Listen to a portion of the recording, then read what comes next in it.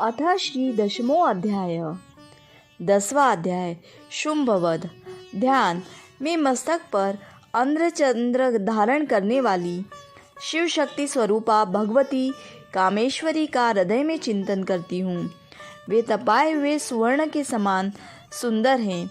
सूर्य, चंद्रमा और अग्नि, यही तीन उनके नेत्र हैं तथा वे अपने मनोहर हाथों में धनुष, बाण, अंकुश, पाश और शूल धारण किए हुए हैं। ऋषि कहते हैं, राजन, अपने प्राणों के समान प्यारे भाई निशुंभ को मारा गया देख तथा सारी सेना का संहार होता जान शुंभ ने कुपित होकर कहा, दुष्ट दुर्गे, तू बल के अभिमान में आकर झूठ मूठ का घमंड न दिखा। तू बड़ी मानिनी बनी हुई है, किंतु दूसरी स्त्रियों के बल का सहारा लेकर लड़ती है। देवी बोली, ओ दुष्ट, मैं अकेली ही हूँ। इस संसार में मेरे सिवा दूसरी कौन है? देख, ये मेरी ही विभूतियाँ हैं, अतः मुझ में ही प्रवेश कर रही हैं। तदनंतर ब्रह्माणी आदि समस्त देवियाँ अंबिका देवी के शरीर में लीन हो गई। उस समय केवल अंबिका देवी ही रह गई। देवी बोली, मैं अपनी ऐश्वर्य शक्ति से अनेक रूपों में यहाँ उपस्थित हुई थी। उन सब रूपों को मैंने समेट लिया। अब अकेली ही युद्ध में खड़ी हूँ। तुम भी स्थिर हो जाओ। ऋषि कहते हैं, तदनंतर देवी और शुंभ दोनों में सब देवताओं तथा दानवों के देखते देखते भयंकर युद्ध छिड़ गया। बाणों की वर्षा तथा तीखे शस्त्रों एवं दारुण अस्त्रों के प्रहार के कारण उन दोनों का युद्ध सब लोगों के लिए बड़ा भयानक प्रतीत हुआ। उस समय अंबिका देवी ने जो सैकड़ों दिव्य अस्त्र छोड़े, उन्हें दैत्यराज शुंभ ने उनके निवारक अस्त्रों द्वारा काट डाला।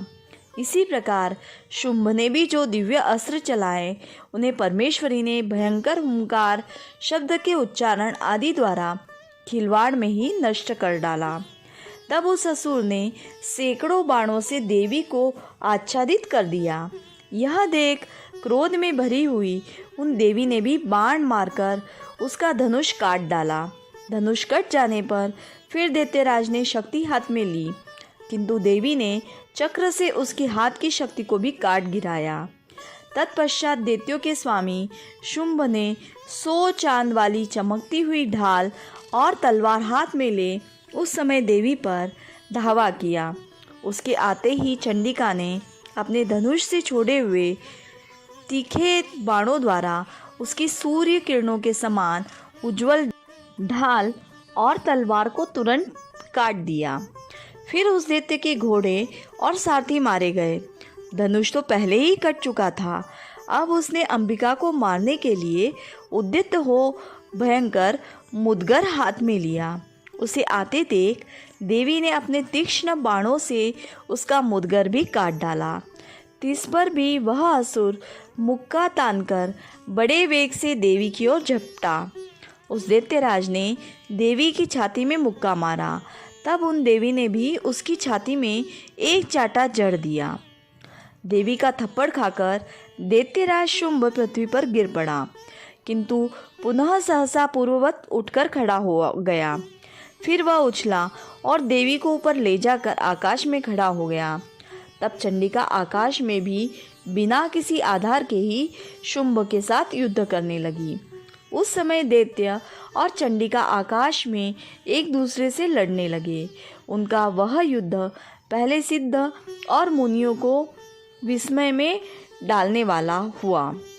फिर अंबिका ने शुंभ के साथ बहुत देर तक युद्ध करने के पश्चात उसे उठाकर घुमाया और पृथ्वी पर पटक दिया। पटके जाने पर पृथ्वी पर आने के बाद वह दुष्टात्मा दैत्य पुनः चंडिका का वध करने के लिए उनकी ओर बड़े वेग से दौड़ा। तब समस्त दैत्यों के राजा शुंभ को अपनी ओर आते देख देवी ने त्रिशूल से उसकी छाती छेद कर उसे पृथ्वी पर गिरा दिया। देवी के शूल की धार से घायल होने पर उसके प्राण पखेरु उड़ गए और वह समुद्रों, द्वीपों तथा पर्वतों सहित समूची पृथ्वी को कपाता हुआ भूमि पर गिर पड़ा। तदनंतर उस दुरात्मा के मारे जाने पर संपूर्ण जगत प्रसन्न एवं पूर्ण स्वस्थ हो गया तथा आकाश स्वच्छ दिखाई देने लगा।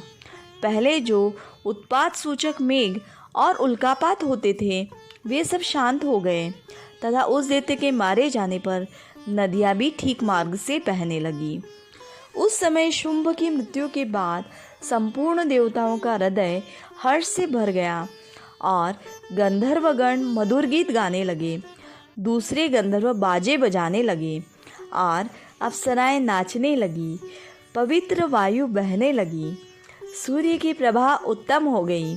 अग्निशाला की बुझी हुई आग अपने आप प्रज्वलित हो उठी तथा संपूर्ण दिशाओं के भयंकर शब्द शांत हो गए। इस प्रकार श्री मार्कंडेय पुराण में सावर्णिक मनवंतर की कथा के अंतर्गत देवी महात्म्य में शुंभवध नामक 10वां अध्याय पूरा हुआ।